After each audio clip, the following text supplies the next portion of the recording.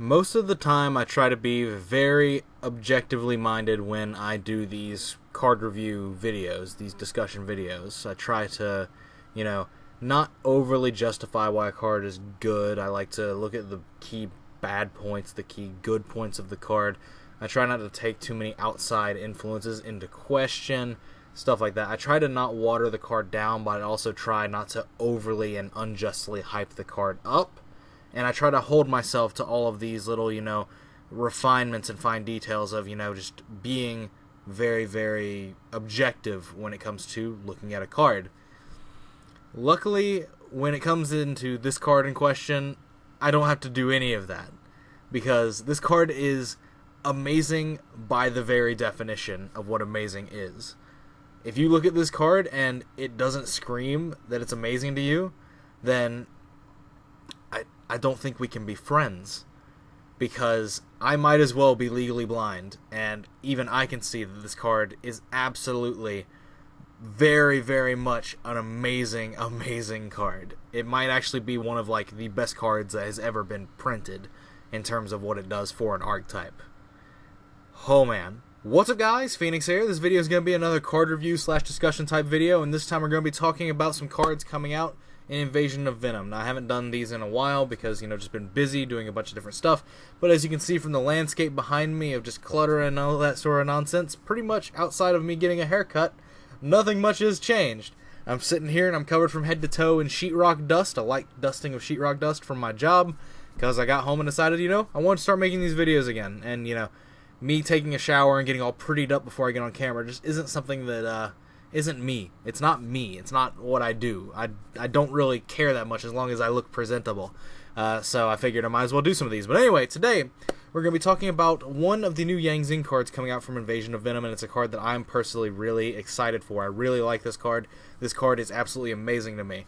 It is Wangtianhou, Origin of the Zing, or as its previous Japanese translation was, Dinglong, Origin of the Zing. I don't know which name we're going to be going with, but on Wikia and every other source I've seen, the English translated name appears to be Wangtianhou. This card is great. Let's go ahead and just say that right here and now. This card is amazing.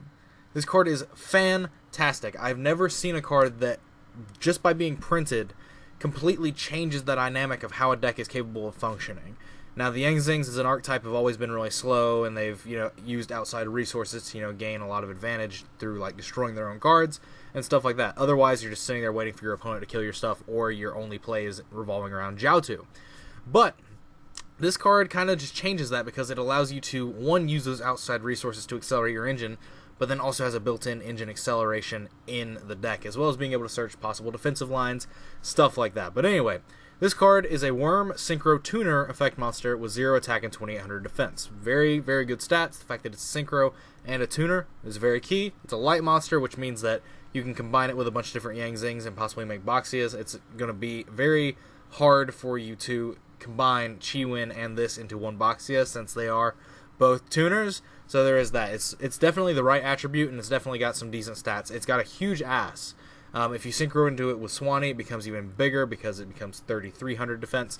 But those aren't even the most relevant points of this card by a long shot. The most relevant point about this card is the fact that it doesn't have 1 or 2 good effects. It has 3 amazing effects. So let's just look at those for a second. I'm sure you've heard about them, but let's just talk about this for a second. Please, holy hell. It is a generic synchro, so it just takes tuner and one or more non-tuner monsters, which is really cool as well. Just a little bit of tidbit, you're able to make it with other things. You're not just locked into making it with Zing cards, so that's also good. But first effect, if this card is special summoned, you can add 1 Zing card from your deck to your hand. Oh, Stratos, is that you? You seem to have grown an extra pair of legs. This card that effect is great. Strictly from the fact that, if you're playing it in the Zing deck, usually you're going to be summoning this off of some sort of Jiaotu play, which you have to invest 2 Zing cards into. And unless one of those cards was Chiwin, you're typically never getting those cards back.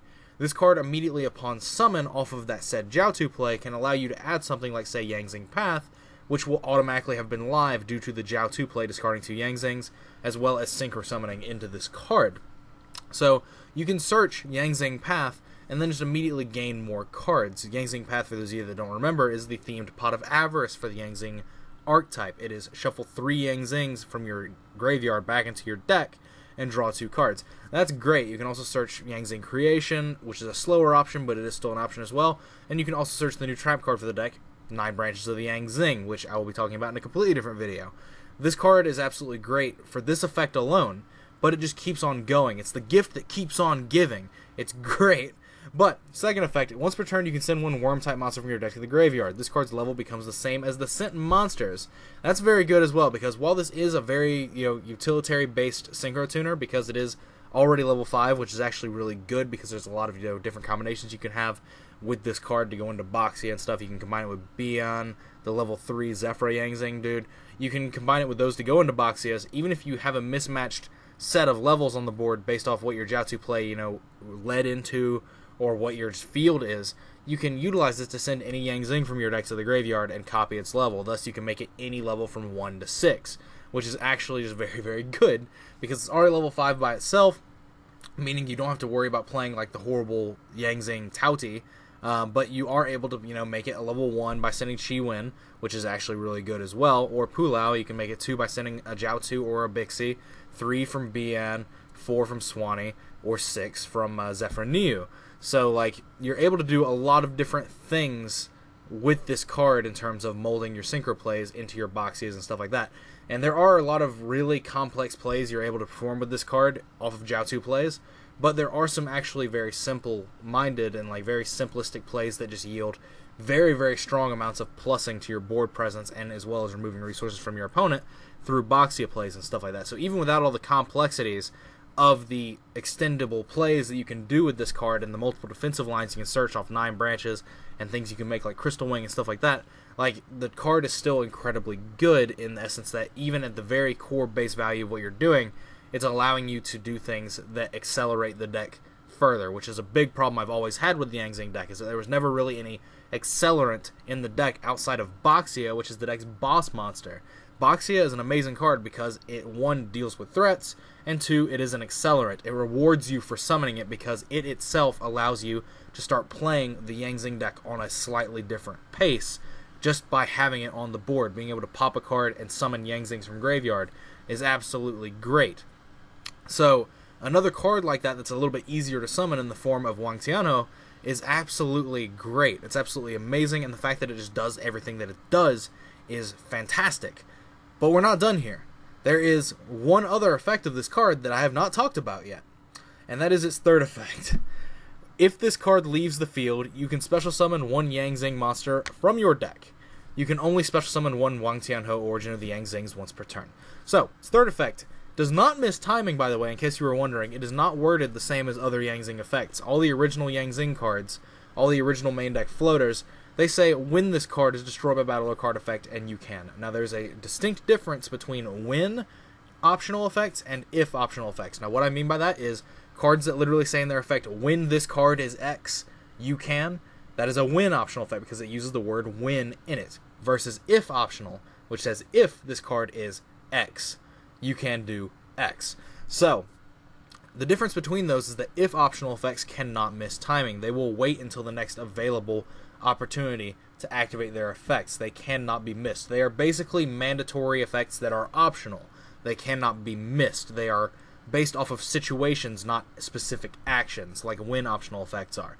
When optional effects miss timing because, like I already said, they are based off a specific action taking place at that specific moment. If something else happens in between that and interrupts it and it misses its chance to see that action happen, then it's just gone. You can't do it. It misses its timing.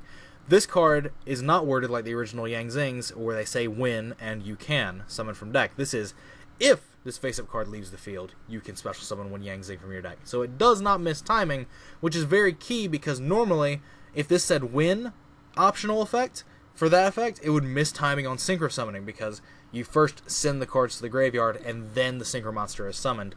So when optional effects miss timing on synchro summons and tribute summons, things of that nature, because the summoning mechanic is the last thing that's happening, not the monster hitting the graveyard. The game state cannot recognize that as happening. But if optional, we're free to go. We can do everything we want to do. This card is amazing because it just allows you to just keep accelerating your own engine. And all these effects can be used multiple times in the same turn as long as you have, multiple ways to summon Wangtianhou. Now that is why the last sentence is on this card. You can only summon one Wangtianhou Origin of the Yang Zings per turn. Now that's very key because it has the little S in there, meaning if you have two of these in the grave and you go to soul charge them, you can soul charge both at the same time. It just matters that you're only special summoning that name in one instance. It doesn't matter how many copies of it, so there is that to keep in mind as well. But ultimately, this card's great. It's a level 5 Synchro Tuner. It's easily accessible. It allows you to do some really cool Ultimaya plays in certain decks, as well as just regular Yang Zings, because it being a 5, you can combine that with a Taoti that could easily just be on the board because of Jiaotu. Jiaotu can be a lot of one-card things now. Jiaotu can be like or I shouldn't say one card, but it is actually one card at this point, because if you go Jiaotu into Ultimaya in the most simple of plays possible, it'd be Jiaotu, discard 2 Yang Zing cards, summon Taoti and a BN. Or not Taoti and BN, it would have to be... Actually, I don't even think it's possible to do one card Ultimaya. Forget I said any of that. I'll have to look at it in a different way. I can't remember what all the attack and defense stats are, and I know you have to summon one with 0 and one with 0 defense. One with 0 attack, one with 0 defense. You can't do 2 of each. So there is that. But anyway, this card is still just absolutely amazing because it allows you to recur your investments immediately in the form of searching Yang Zing Path. It allows you to gain extra options through doing so as well. It allows you to get, Creation, which has previously been unsearchable, but has been one of the strongest cards in previous Yang Zing decks of the past. And then we have the new card, 9 Branches of the Yang Zings, coming out in this set as well, that this card as well can search. So that's great. And then you synchro with it, and you just get more Yang Zing cards. And so you synchro into Boxia, and you're able to just fuel your plays even further. This card is the very definition of a very, very good and efficient play accelerant, and it's something that I've been waiting for the Yang Zing deck for a long time, because we've always had to go to outside sources for this.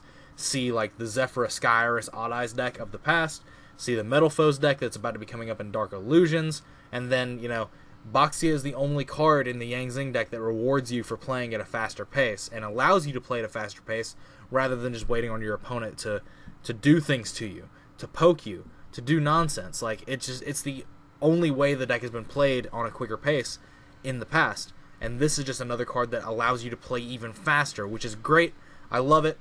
Those of you that know me know I can't wait for this card to come out, and I just honestly can't reiterate that enough. I cannot wait for this card to be printed, and I'm looking so forward to playing the Yang Zing deck with this card and 9 Branches, because I believe it's going to be really fun, really cool. The play lines are always really complex with what you can do with a single Jiaotu, and everything just ultimately is going to line up to where I'm probably going to really enjoy the fall format of this coming year if this deck is the best deck, because, Yang Zings, it sounds like it's going to be a really skilled format in terms of how you pilot this deck, so there is that to consider as well. But anyway, as always, guys, thanks for watching. This one got a little bit long, but had a lot of things that I wanted to say, especially since I haven't made a video on this when it's originally was spoiled. I'm playing catch up. I will be talking about a lot of other new cards that were spoiled weeks or so ago, but I am just playing catch up because I haven't had time to film any of these specific videos.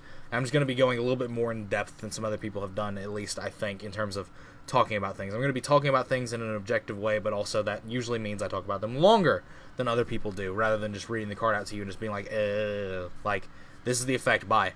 I actually try to explain things to people. But anyway, let me know what you guys think about this video and these discussion type videos that I do in general in the comments down below. Thumbs up for being covered from head to toe in sheetrock dust and looking like you're a savage coke fiend.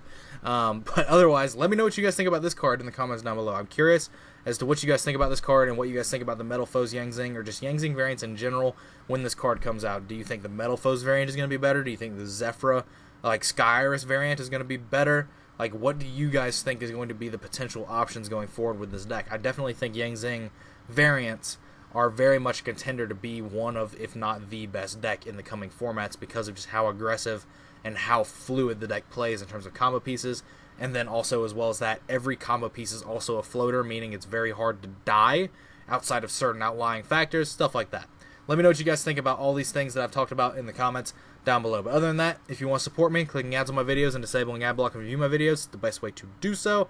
Helps me make money, and there's no reason to lie to you guys about that. It just supports me a ton, and it would be the best way to do so. If you have an ad block enabled and you want to support me, you can just take a few seconds out of your day, disable the ad block, refresh the video, click an ad or two, and then put the ad block back on when you are done. It takes, like I've already said, seconds out of your day. It takes no money out of your pocket, and it helps me out more than I can ever express. It helps me out a ton, and you would have my eternal gratitude if that's something you can take the time out of your day to do, just to show your support and that you like the content that I've been producing. But other than that, that's it for this video. This one got a bit long, like I already said, but hopefully you guys enjoy it nonetheless, and let me know what you guys think, again, about everything that I've talked about in this video in the comments down below. But other than that, as always, guys, take care.